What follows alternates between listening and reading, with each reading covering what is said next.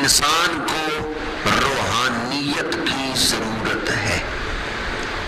انسان کو یہ مان لے کہ ہمیں روحانیت کی بھی ضرورت ہے. روحانیت کے بغیر انسان کو سکون نہیں مل سکتا.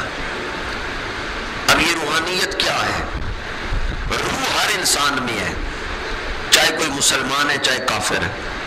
روح ہندوؤں میں بھی ہے، روح سکھوں میں بھی ہے، روح یہودیوں میں بھی ہے، روح عیسائیوں میں بھی ہے.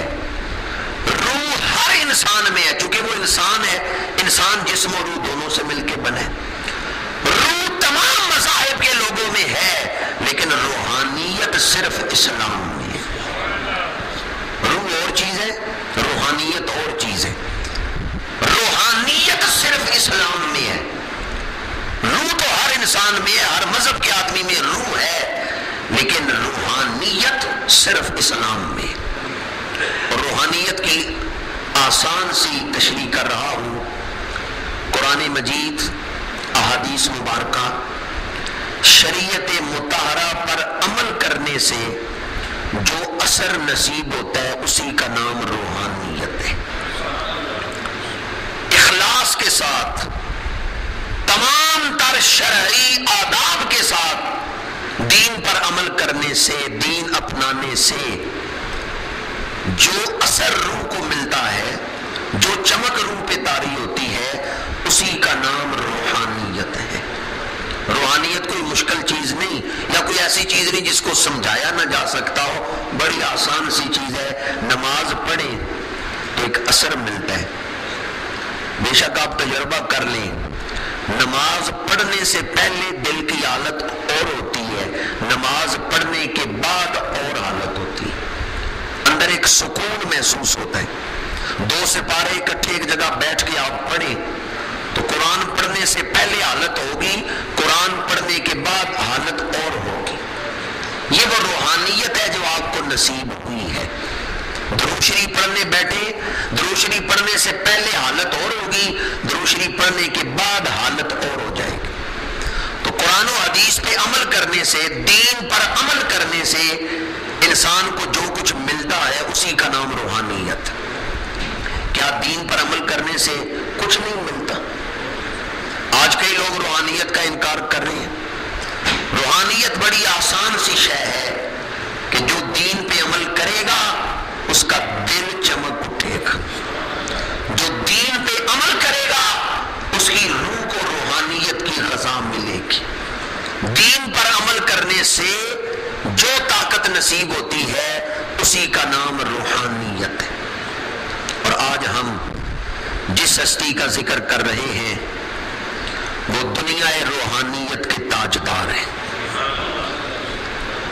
تاریخ اٹھا کے دیکھیں، حضرت داتا صاحب کے دربار پہ آپ کو دنیا کے بادشاہ بھی کھڑے نظر آئیں گے، روحانیت کے بادشاہ بھی کھڑے نظر آئیں گے. ابراہیم غزنوی آپ کے دربار پہ کھڑا، دنیا کا بادشاہ ہے. سلطان ابراہیم غزنوی، اکبر بادشاہ، شاہ جہاں، جہانگیر، یہ دنیا کے بادشاہ جو ہندوستان پر حکومت کرتے رہے ہیں، بڑے بڑے فاتح ہیں. اکبر، شاہ جہاں، جہانگیر، دارا شکو اور ابراہیم غزنوی، یہ دنیا کے بادشاہ داتا صاحب کے دروازے پہ آتے ہیں تو گدا بن کے آتے ہیں. اور مجھے یاد ہے جب نئے نئے صدر ضیاء الحق صاحب آئے تو یہ بھی گئے داتا صاحب حاضری دینے کے لیے. اب تو ضیاء صاحب کے بعد بھی کئی حکمران گزر چکے ہیں. جنرل سوار خان ان کے ساتھ تھے، لاہور داتا صاحب کے مزار پہ حاضری دی. خلیق آدمی تھے، لوگ ملنے کے لیے آگے، سیکورٹی کا کوئی خیال نہ رکھا گیا اور ضیاء صاحب لوگوں میں گھل مل گئے. جب واپس نکل رہے تھے تو صدر دروازے پہ ایک درویش بیٹھا ہوا تھا جہاں زائرین اپنے جوتے اتارتے تھے. پرانا داتا دربار کا نقشہ، جہاں زائرین اپنے جوتے اتارتے تھے وہاں ایک درویش بیٹھا ہوا تھا، پشت دیوار سے لگائی ہوئی تھی. تو ضیاء الحق صاحب نے دیکھا اور لوگ تو دوڑ دوڑ کے آئے ہیں، مجھے ملے ہیں، یہ نہیں اٹھ کے ملا. ضیاء الحق صاحب گزرتے ہوئے اس کے پاس پاس گئے اور مصافحہ کیا، دونوں ہاتھوں سے سلام لیا۔ درویش نے ایک ہاتھ سے ضیاء الحق صاحب کا ہاتھ پکڑ لیا اور دوسرا ہاتھ داتا صاحب کے مزار کی طرف کیا۔ ضیاء صاحب ہاتھ چھڑانے لگے، اس نے کہا جنرل صاحب ٹھہر جائیں، ایک وصیت سن لیں، ایک نصیحت سن لیں۔ ہزاروں سلطنتیں بدلی، ہزاروں بادشاہ بدلے، نہ بدلی ہے نہ بدلے گی حکومت میرے داتا کی۔ کتنے حکمران بعد میں بھی آئے اور گزر گئے، پر داتا پیا کی حکومت سلامت ہے۔ تو دنیا کے بادشاہ بھی وہاں کھڑے نظر آتے ہیں اور روحانیت کے تاجدار بھی وہاں نظر آتے ہیں۔ خواجہ خواجگاں خواجہ معین الدین چشتی اجمیری، تاجدار فقر و ولایت حضرت بابا فرید الدین مسعود گنج شکر، لاہور آتے ہیں پیروں سے جوتے اتارتے